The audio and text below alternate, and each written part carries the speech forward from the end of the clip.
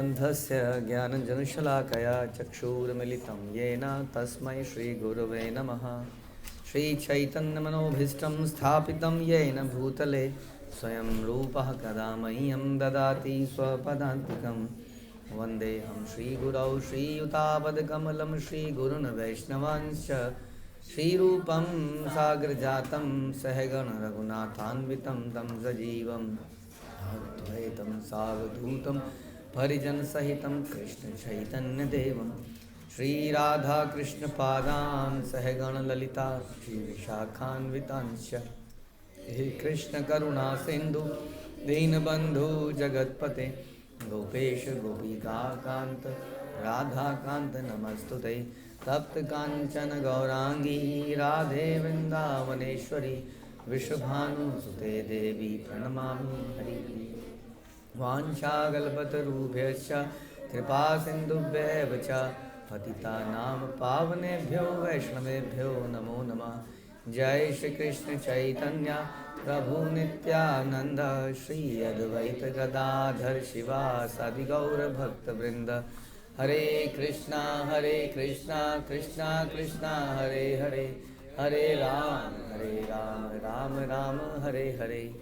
नमो विष्णुपादाय कृष्णप्रेष्ठाय भूतले श्रीमते भक्तिवेदांत स्वामिनिति नामिने। नमस्ते सारस्वते देवे गौरवाणी प्रचारिणे निर्विशेष शून्यवादी पाश्चात्य देश तारिणे।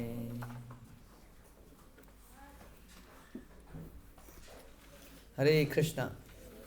बृहद भागवतम पहला खंड 7वां अध्याय और 157 और 8 हमने किया।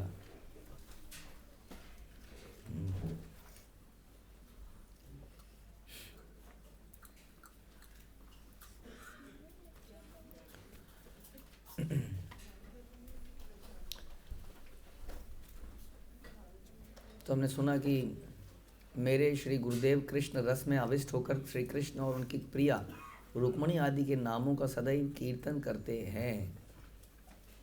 मेरे गुरुदेव यानी कि सुखदेव गोस्वामी, किंतु वे कभी भी ब्रज गोपियों के नाम का उच्चारण नहीं करते, क्योंकि उनका उच्चारण करने से ही इतना उनको अष्ट सात्विक विकार या इस तरह की चीज़ें पैदा होती हैं कि वो बोल नहीं पाते हैं, उसके बाद भाव में इतना बढ़ जाते हैं। इसलिए श्रीमद् भागवत में हम सुनते हैं कि अक्सर लोग कहते हैं where is the name of Radha. Shrimad Bhagavat में राधा रानी का नाम डायरेक्टली नहीं लिया गया है। क्यों नहीं लिया गया बताइए? तो भागवतम आगे बोल नहीं पाते, ऐसा यहाँ पर कंफर्म कर रहे हैं उनके शिष्य परीक्षित महाराज। कोई अगर आपको बोले तो तासां नाथम वल्लवी नाम समेतम ताभि प्रेमणा सश्रयन्ति यथोत्तम मातः सत्यम तत्प्रसादान् महत्वम तासां ज्ञातुम शक्स्यसि त्वंच किंचित। हे माता, यदि आप उन गोपियों के साथ रास क्रीड़ा आदि में मिलित श्री गोपीनाथ का प्रेम पूर्वक भजन करें, तब उनकी कृपा से सचमुच आप भी गोपियों की कुछ महिमा को समझ पाएंगी। तो विशेष रूप से गोपीनाथ को अगर आप गोपीनाथ मतलब गोपियों के नाथ, तो गोपियों के साथ भगवान के संबंध को दिखाता है। और भगवान का विशेष नाम ही है गोपीनाथ। गोपियों के ऊपर ही गोपीजन वल्लभ गिरिवरधारी, गोपीर भर्तुर पद कमलेर दास दास, गोपियों का सब कुछ। तो गोपीर भर्तुर पद कमलेर में हम ये नहीं कह रहे हम गोपियों के दास हैं, हम कहते हैं गोपियों का जो सब कुछ हैं, जो गोपियों का सब कुछ है, उनका मेंटेनर, उनका एवरीथिंग, वो कौन है? कृष्ण। उनके दास के दास हम बने। तो वहाँ पर भी भगवान का नाम याद है, गोपीर भर्तुर। तो इस प्रकार भगवान को गोपीजन वल्लभ इस तरह से कई नामों से बोला जाता है। तो कह रहे हैं कि गोपीनाथ जो है उनकी आप भजन करेंगे, यानी कि उसी विशेष रस में उनका अगर आप भजन करेंगे, चिंतन करेंगे, तब हमें समझ में आएगा कि गोपियाँ वास्तव में कौन है, क्या है। तब हम ये प्रश्न नहीं पूछेंगे, क्या गोपियों का विवाह क्यों नहीं हुआ, शादी क्यों नहीं हुई, ऐसा क्यों किया भगवान ने, ये क्यों किया भगवान ने। इस प्रकार का हम लोग चर्चा नहीं करेंगे। यदि हम ये समझ गए कि गोपियों की पोजीशन वास्तव में क्या है, उन गोपियों के रास क्रीड़ा आदि में मिलित गोपीनाथ का प्रेम पूर्वक भजन करें। तो इसलिए हम लोगों के पास कौन है, 3 विग्रह की हमारे तीन संबंध, 3 विग्रह, राधा मदन मोहन, गोविंद देव और गोपीनाथ। तो मदन मोहन क्या करते हैं, हमारे साथ हम संबंध बनाते हैं। तो हम किसी के साथ पहले संबंध बनाते हैं, गुरु शिष्य, पति पत्नी, और क्या हो सकते हैं, जो भी है, पिता माता बेटा बच्चा, संबंध बनाए पहले बनते हैं। कुछ डेस्टिनी बनाती है, कुछ हम बनाते हैं। भाग्य कौन सा बनाता है, माता पिता, पति पत्नी तो हम ही बनाते हैं। अल्टीमेटली सब भगवान द्वारा ही है, लेकिन बनाते तो हम ही ना। अब भाई बहन माता पिता तो हम नहीं बना सकते हैं, है ना। लेकिन संबंध हम बनाते हैं पहले, क्या या बनते हैं। संबंध बनने के बाद नेक्स्ट स्टेज क्या होती है, उस संबंध के साथ हम कुछ व्यवहार करते हैं। अगर बहन होगी तो क्या करेंगे, राखी बांधेंगे और मम्मी पापा होंगे तो कुछ सेवा करेंगे। पति पत्नी होंगे तो कुछ डिफरेंट मित्रता के लेवल पे करेंगे। और गुरु शिष्य होंगे तो अलग तरीके से व्यवहार करेंगे।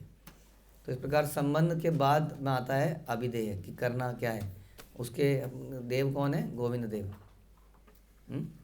क्लियर है।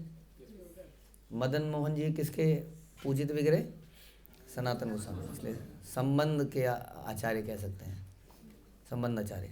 संबंध बड़ा भी इम्पोर्टेंट है, संबंध के बिना आगे ही नहीं बढ़ सकते हम इस सारे संसार में। आप कहोगे यही तो हम कह रहे हैं बाबू जी, गोपियों का कृष्ण के साथ संबंध कहाँ है, चुप्पी तो बोलते क्यों, क्या संबंध है, संबंध तो है ही नहीं,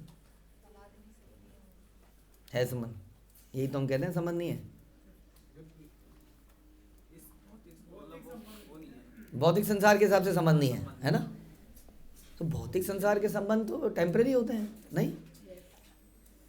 आज जो आपकी माता है, कल वो आपकी पुत्री हो सकती है, ऐसा कैसे, क्यों। अगले जन्म में जनरली हमारी माता हमसे पहले चली जाएंगी 99%। तो फिर वो तो पहला पैदा हो चुकी होगी, और हम लोग जाएंगे पता नहीं 40 साल बाद या 20 साल बाद, या बहन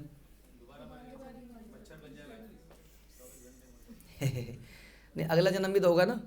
माना उनका अगला जन्म चल रहा है और वो 40 के हैं, और हम मरे और फिर से पैदा हुए, ठीक है, हो गए। उस जन्म में क्या हुआ, हम पहले चले गए। 5 साल में जा सकते हैं, 10 साल में जा सकते हैं, 15 साल में। अब वो कई बार आदमी हमारे तो देख रहे हैं, कई बार 90 साल तक जी रहे हैं, 100 साल तक जी रहे हैं, और हम 50 में मर गए अगले जन्म में, तो हम पहले चले गए। और हमारे जाते ही थोड़े समय बाद वो चले गए, तो फिर हमारी पुत्री बन के आ गई, या कुछ समय बाद। हाँ, अगर हमारे 15-20 साल बाद गए, 25 साल बाद गए, ऐसा हो सकता है, हो सकता है। और हम गए 50 में, वो गए 75 में, तो फिर पुत्र बन के आ सकते हैं। बताइए जरा, जो आपकी पत्नी है वो आपका पिता बन के आ गया, ऐसा हो सकता है, कुछ भी हो सकता है। तो फिर इन रिश्तों का कैसे करें हिसाब किताब। ये तो रिश्ते, अगर आप ये देख रहे हैं कि गोपियों का भगवान के साथ फॉर्मल रिश्ता क्या था, तो फॉर्मल रिश्ते तो बदलते रहते हैं, रहते ही नहीं वो हमेशा। तो हम लोग कौन से रिश्तों की बात कर रहे हैं, इटर्नल रिश्ते बात कर रहे हैं, क्योंकि हम सनातन धर्म की बात कर रहे हैं, इसलिए हर चीज़ यहाँ पे सनातन के बारे में बात करिए। सनातन जो हमेशा रहता है। तो वो कौन सा रिश्ता है, वो भगवान के साथ जो हमारे रिश्ते हैं, उन रिश्तों की बात कर रहे हैं। उस रिश्तों के अनुसार गोपियाँ जो हैं भगवान के साथ माधुर्य रस में हैं। वहाँ पे रिश्तों को रसों के आधार से बोला जाता है। ये शांत रस में है, ये साख्य रस में है। रिश्ते ऐसे हैं, इस प्रकार से हैं, चाचा फूफा ताऊ इस प्रकार से नहीं है। ये इस रस में है, ये इस रस में है, इस रस में, इस रस में। कोई वात्सल्य रस में है। अब वात्सल्य रस में कोई उसमें एज के हिसाब से नहीं है। कोई वात्सल्य रस में छोटा व्यक्ति भी वात्सल्य रस में हो सकता है, कोई बड़ा भी हो सकता है, नेचर के अनुसार है। जैसे बलदेव जी के बारे में हम कहते हैं, बलदेव जी कभी वात्सल्य रस में होते हैं, कभी साख्य रस में होते हैं, हाँ, और कभी दास्य रस में होते हैं। तो इस प्रकार से रसों के अनुसार वहाँ रिश्ते हैं। तो वो रिश्ते हमारे इटर्नल रिश्ते हैं, हमेशा रहने वाले। और उन रिश्तों को कोई भौतिक फॉर्मल उसकी ज़रूरत नहीं है। समझ में? तो इस प्रकार से इन रिश्तों के आधार पर हम लोग क्या करते हैं, तो ये रिश्ता बनता है, फिर हम कुछ करते हैं, संबंध बनाते हैं। तो आज की डेट में बिना कोई रिश्ता बनाए लोग आगे के एक्टिविटीज़ करना चाहते हैं। हाँ, लोग चाहते हैं कि शादी ना हो लेकिन शादी वाले सारे काम हो जाए। तो रिश्ता तो बना नहीं, एक्टिविटी हो गई, तो क्या हो गया, इलीगल हो गया ये, अवैध पाप हो गया ये। समझ में आया? रिश्ता बनना जरूरी है पहले, उसके बाद ही उस आबिदे हो, उसके बाद ही रिश्ते के आदान प्रदान आगे किए जा सकते हैं। वैसे ही शिष्य बनना पहले पड़ेगा, फिर गुरु शिष्य के रिलेशनशिप आगे बनाए सकते हैं। इसलिए हम कहते हैं कि एकलव्य एक बहुत ही ब्रेव व्यक्ति रहा होगा, लेकिन हमारे आचार्य परंपरा हमारी उसको मानती नहीं है, क्योंकि उसको गुरु द्वारा एक्सेप्ट नहीं किया गया। उसने भले ही शिष्य के होने के आबिदे कार्य करने लगे कि गुरु जी की विग्रह बना दिए, उस पर माला चढ़ा दी, तीरंदाजी की प्रैक्टिस कर ली, बट रिश्ता तो फॉर्मली बना ही नहीं। फॉर्मली इनफॉर्मली वटेवर, फॉर्मली की जरूरत नहीं है। बार बार हम कह रहे, अगर शिष्य बोले मैं तुम्हें स्वीकार करता हूँ, ये तो स्वीकार करने की बात है। उन्होंने बोला हाँ शिष्य के आधार पर है, और उन्होंने भी उसको गुरु मान लिया, तो हो गया, राइट। मानना हृदय की बात ज़्यादा जरूरी है। फॉर्मल करने से वो, हाँ, आप कहोगे कि जब तक मैं 40-50 लाख ना लगा दूँ शादी में, 1 करोड़ ना लगा दूँ, तब तक कल को ये मुकर गया तो इतना आडंबर करना ज़रूरी है ना। अब मुकर तो फिर भी जाएगा वो, मुकर तो फिर भी जा रहा है, तो क्या ज़रूरत है ज़्यादा? हृदय में क्या चल रहा है, हृदय से एक्सेप्टेंस है कि नहीं है। हाँ, और वो रिश्ता शास्त्रों के अनुसार से कितना जायज़ है। हाँ, अगर हृदय से मैंने तुम्हें भी पत्नी मान लिया, तुम्हें भी पत्नी मान लिया, तुम्हें भी पत्नी मान लिया, ये संसार तो हमें शादी करने नहीं देगा। हाँ, लीगल है ना, इलीगल हो जाता है एक से ज़्यादा करना।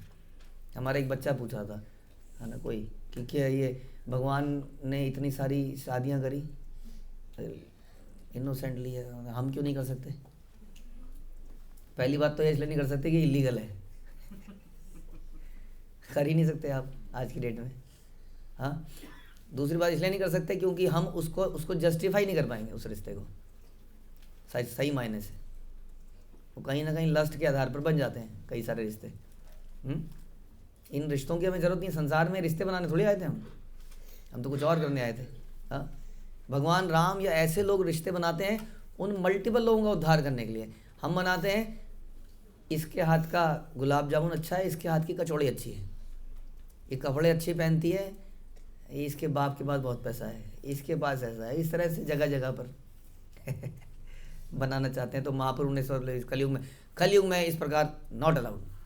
हाँ, पहले ये उस आधार पर होते थे, आज की डेट में ये इंद्रिय तृप्ति के आधार पर होते हैं, तो इसलिए नॉट अलाउड। तो आप कहोगे हमने तो मन से मान लिया, मन से मानने से भी नहीं होगा, केवल उसकी वैधानिकता को भी तो देखना पड़ेगा, वैदिक कल्चर के हिसाब से वो अलाउड है कि नहीं चीज़। हाँ, ये सारी चीज़ें ज़रूरी हैं। फॉर्मल जरूरी नहीं है, मान लेते हैं मन से भी काम चलेगा। हाँ, लेकिन मन से तभी तो चलेगा जब वो अलाउड है उस तरीके से, तो चलेगा। तो उसके बाद मन से भी चल सकता है, ठीक है जी। लेकिन ये भी बात है कि आपने वैदिक अनुसार मान लिया, कर लिया, लेकिन मन से नहीं माना, या उस रिश्ते की उसकी गहराई को समझा ही नहीं और उसको कर लिया, तो भी क्या हुआ? तो भी रिश्ते का कोई मायना। इसलिए पहले ज़माने में विवाह, गंधर्व विवाह, ये विवाह, राक्षस विवाह, पता नहीं कैसे कैसे विवाह। हाँ, रुक्मिणी जी का कैसे हुआ? राक्षस विवाह। राक्षस उठा के ले जाते थे ना, तो भगवान उठा के ले आए, ऑफकोर्स उनकी मर्जी से, लेकिन वहाँ से उठा के ले गए। तो वो विवाह इतना पवित्र विवाह माना जाता है वो, रुक्मिणी द्वारकाधीश। हाँ, तो रिश्ते हमने चर्चा करी कि रिश्ते शास्त्रों के हिसाब से सही होने चाहिए और उनको मन से एक्सेप्टेंस ज़रूर होनी चाहिए। उसके बाद में नेक्स्ट स्टेज में नेक्स्ट कार्य किया जाएगा। इसलिए सबसे पहले ये जानना ज़रूरी है कि हम भगवान के नित्य दास हैं, पहला स्टेप, तब जाके अभिधेय सही प्रकार से हो पाएगा। वरना आदमी फ्रस्ट्रेट हो जाएगा, थोड़े दिन करेगा फिर छोड़ देगा। हम क्या है? इटर्नल सर्वेंट हैं भगवान के, हमेशा। ये बात पहले हमारे दिमाग में समझ में आ जानी चाहिए। हो सकता है पूरी रियलाइजेशन इसकी ना हो, लेकिन फिर भी क्लियर हो गया। हाँ, अब इसके आधार पर कोई भी कार्य करना है, कोई भी कार्य, यानी कि वात्सल्य भी अगर करना है तो इसी आधार पर करना है कि हम उनके नित्य दास हैं। माधुर्य भी, साक्ष्य भी, सब कुछ, कि हम उनके इटर्नल दास हैं। अब जाके हम अभिदेय करेंगे, कुछ भी करेंगे, मतलब अभिदेय मतलब कोई भी एक्टिविटी उस संबंध के आधार पर, कुछ भी उस संबंध के अंतर्गत जो भी कराना। जैसे माँ बेटा का कोई संबंध है तो माँ सब्जी लाएगी, सब्जी बनाएगी, कपड़े प्रेस करेगी, धोएगी, ये सब अभिदेय हो गया। तो माँ, मित्र, सखा जो भी है भगवान के साथ जो भी है, तो जो भी वो कार्य कर रहे हैं इस रिश्ते के आधार पर। तो जैसे सखा लोग खेल रहे हैं, कबड्डी खेल रहे हैं, तो क्या हो गया ये अभिदेय हो गया, कबड्डी खेलना, क्योंकि वो उस रस में है। उनका कार्य कबड्डी के खेल से भगवान को प्रसन्न करना। तो खेल खेल के हमारा खेलना भी हो गया और अभिदेय भी हो गया। बढ़िया कि नहीं? और एक दास है बेचारा, बनाया जा रहा है, खाना बनाया जा रहा है, झाड़ू लगाया जा रहा है, इससे बेटर नहीं है सखा बन जाए? उसमें भी तो वो उनको प्लीज कर रहे हैं। हाँ, पर्पस इसमें ये है ही नहीं, यही कि हम कैसे, हमें क्या मज़ा आ रहा है कि नहीं, यही तो क्वेश्चन दिमाग में सबसे पहले क्या आता है, मज़ा आ गया, ये तो बढ़िया काम है। तो मज़ा किसको आया?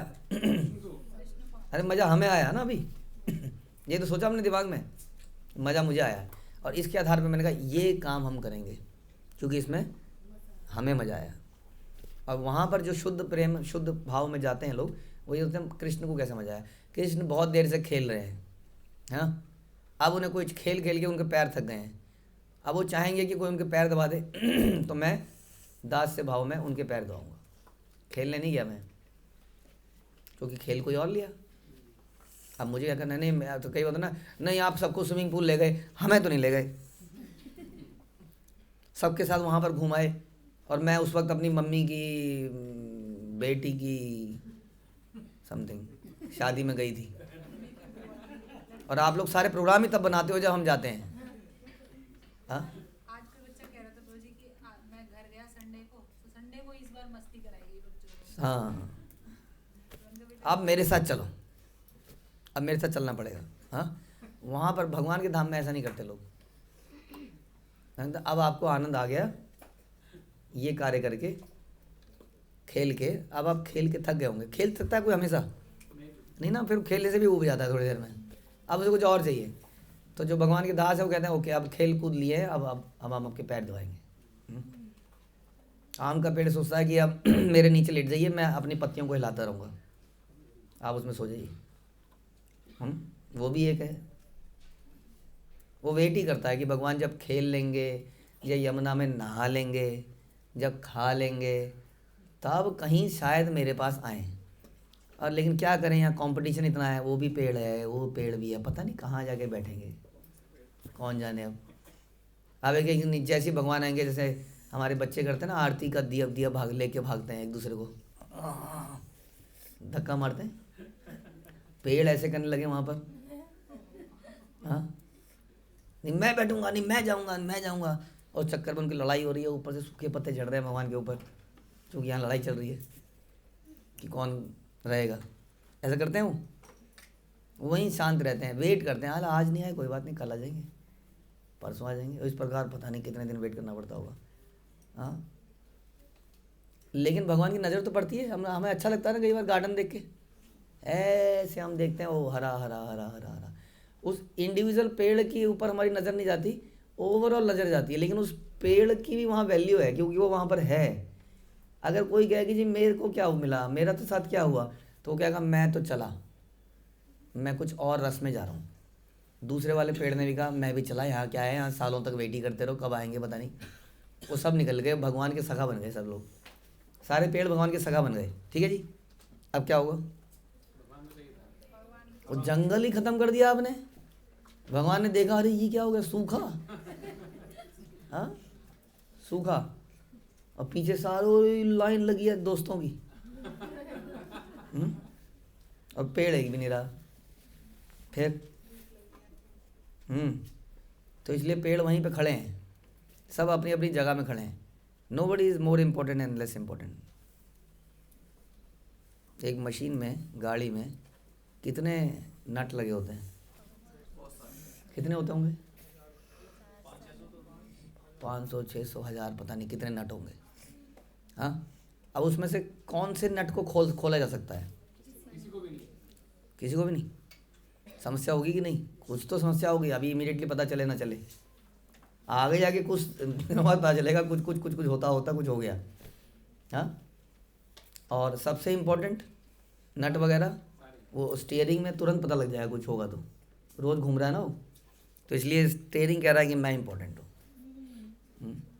और एक कहीं पर कोई लगा था नट, वो कह रहा है मेरी तो कोई वैल्यू नहीं है उसकी कोई वैल्यू?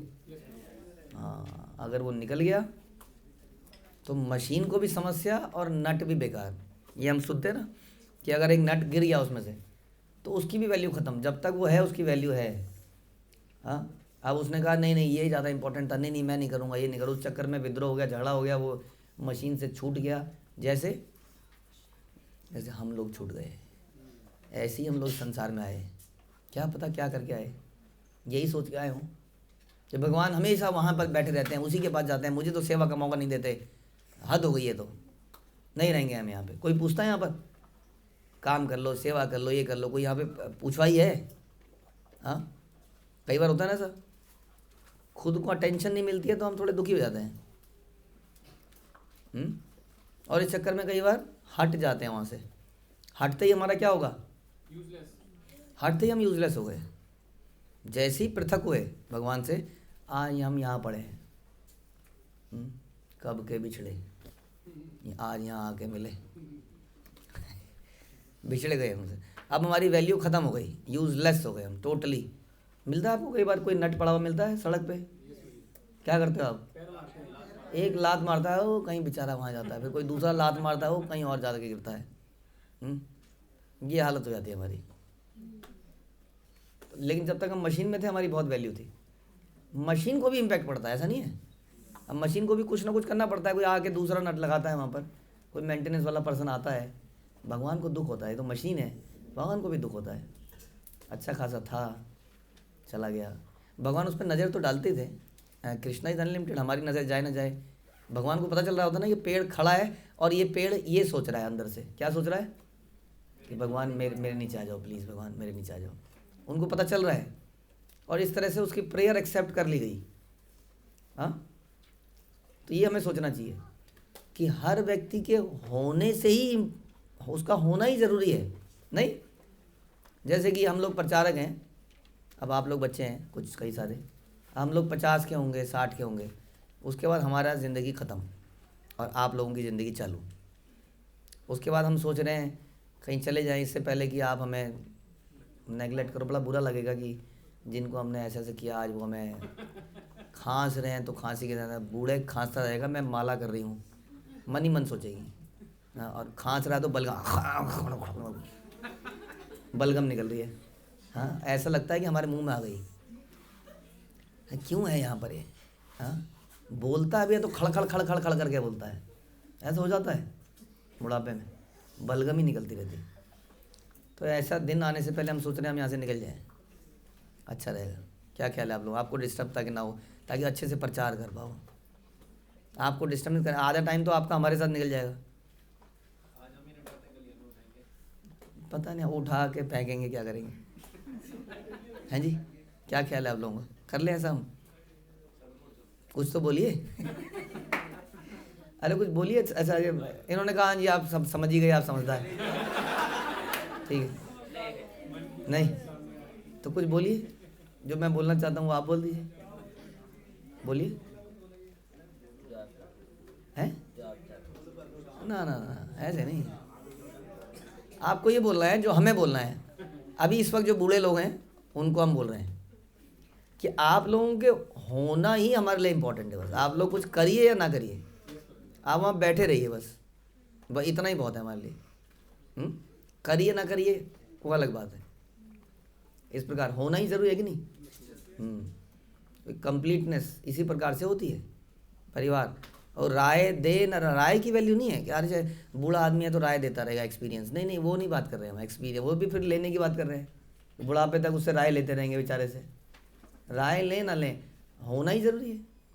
जैसे हमने डिस्कस किया भगवान के वहाँ पर गार्डन में उस पेड़ का होना ही ज़रूरी है, उस पर इंडिविजुअली कितना दिया जा रहा है वो इतना नहीं, होने से सबको आनंद मिलता है, वैसे ही हम सबके होने से ही आनंद मिलता है, ये हमें समझना चाहिए। इट इज़ नॉट इम्पॉर्टेंट कि मेरा रोल क्या है इस पूरे एपिसोड में। हाँ, इस प्ले के अंदर मैं तो केवल एक सिपाही बन के खड़ा रहा।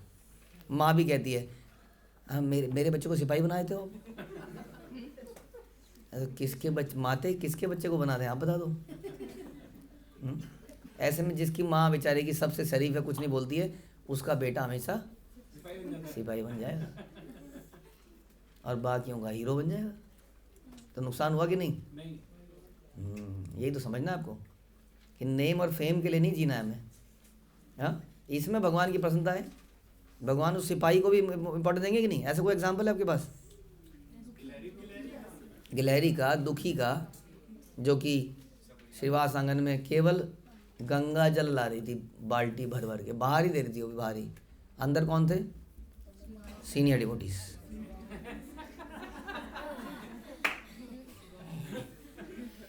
हाँ, कौन थे अंदर? Senior devotees. सीनियर डिवोटीज नला रहे थे। जैसे सीनियर डिवोटीज जब बलराम जयंती, जन्माष्टमी होती है तो क्या करते हैं सीनियर डिवोटीज? मेरे जैसे अभिषेक करते हैं।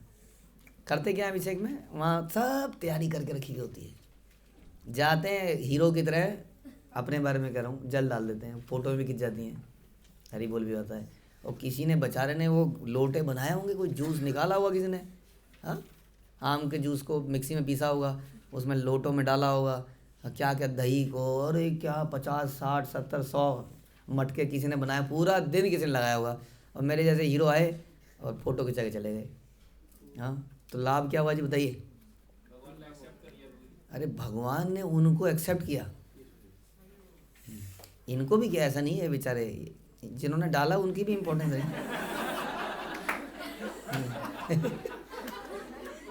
लेकिन उनको भी किया। इनमें से ज़्यादा किसको किया बताइए? हैं? नहीं, बराबर वाला शब्द तो कभी ज़िंदगी में नहीं बोलना है। बराबर तो कुछ नहीं होगा। पीछे रह के करा तो जो बेचारा अभिषेक करने वाला वो मारा गया, वो कहेगा मैं करूँगा ही नहीं जी, अगली बार से मैं लोटे में वो बनाऊंगा। पता लगा कोई डालने को तैयार नहीं है, सारे लोटे बना रहे हैं। जिसने प्रेम से किया, चाहे कुछ भी किया, चाहे डाला चाहे उसको बनाया, जिसने प्रेम से किया उसका एक्सेप्ट हो गया, चाहे वो आगे रहा चाहे वो पीछे रहा। हाँ, आप संसार की नज़र में एक हीरो है, एक जीरो है। अब भगवान देख लेंगे कि कौन हीरो है। इसलिए ज़रूरी नहीं है कि कुछ बढ़िया काम हम लोग कुछ प्रोमिनेंट चीज़ करें, हम अपनी अपनी चीज़ में बने रहें। गोपियों का ही भाव है। हाँ, गोपियाँ कौन जानता है? वो रानियों को तो सब जानते हैं। और मान लीला भी कर रही है, बड़े शान से मान लीला कर रही है। अब वो वृंदावन में वो कर लो मान लीला, मान कर लो, अपने आप को उठा भी लो, अपने आप को मना भी लो। भगवान द्वारका में अब यहाँ पे वो सत्यभामा है तो अब देखना पड़ेगा, रानी जी नाराज है, लेकिन वो रानी की भी वैल्यू है। इसलिए सबकी अपनी अपनी पोजीशन है संसार में। अपनी पोजीशन पे डटे रहना है, अपनी चौकी पर नहीं। चौकी होती है ना, अभी रथ यात्रा में हम देखते हैं, रथ यात्रा में अब वो लगे अलग अलग चौकियों पे लोग खड़े कर दिए। अब एक बेचारा जो कहीं किसी कोने में है, सबसे पीछे प्रसाद की ठेली चल रही है, उसके पास उसका वॉकी टॉकी लेके वो वहाँ खड़ा है। अब उसका महिला है, क्या हो रहा है? कुछ हो ही नहीं रहा है यहाँ। हाँ, और रथ के आसपास कहीं होते तो कुछ होता है एक्साइटमेंट। अब उसने अपनी चौकी छोड़ दी, हो गया गड़बड़, सारा मिसमैनेजमेंट हो गई। जहाँ आप छोड़ोगे, जहाँ वो नट निकलेगा, वो कुछ प्रॉब्लम क्रिएट कर देगा। क्या हम ये चाहते हैं कि हमारी वैल्यू पता चलेगी? अब देखो जी, मेरी वैल्यू थी कि नहीं?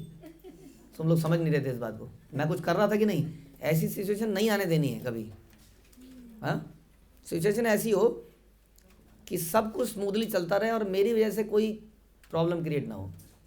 भगवान उसको नोटिस कर लेंगे, एक्सेप्ट कर लेंगे, बिकॉज इज कृष्णा। गुरु को पता चले ना चले, आपने गुरु के कहने पर कर दिया कुछ और भगवान ने एक्सेप्ट कर लिया। ज़रूरी नहीं है कि उनको पता ही चले कि कितना हुआ क्या हुआ। उससे भी कई बार दिक्कत हो जाती है, कंपटीशन में आता है। बता तो सकते ही हैं, whenever you get time your update. समझ में आया? इस प्रकार से कह रहे हैं कि यदि आप गोपीनाथ के साथ इस प्रकार का संबंध बनाएंगे, फिर आविदेय करेंगे, तो आपको क्या प्राप्त होगा? प्रयोजन प्राप्त होगा। हाँ, तब जाके आपको कृष्ण प्रेम मिलेगा, यदि इस भाव को हम पैदा करेंगे। इति श्री बृहद्भागवतामृते भगवत कृपा सार निर्धार खंडे पूर्णो नाम सप्तोऽध्याय समाप्त्येदं प्रथम खंडम। जो इस परम श्रेष्ठ उपाख्यान को श्रद्धापूर्वक श्रवण कीर्तन अथवा जिस किसी भी प्रकार से भली भांति आश्रय करते हैं, वे भी शीघ्र ही कृष्ण के प्रति वैसा यानी कि गोपी प्रेम प्राप्त कर लेते हैं। और इस प्रकार से बृहद्भागवतामृत के प्रथम खंड के 7वें अध्याय का श्लोकानुवाद समाप्त हुआ। श्रील प्रभुपाद की जय, श्री सनातन गोस्वामी पाद की जय।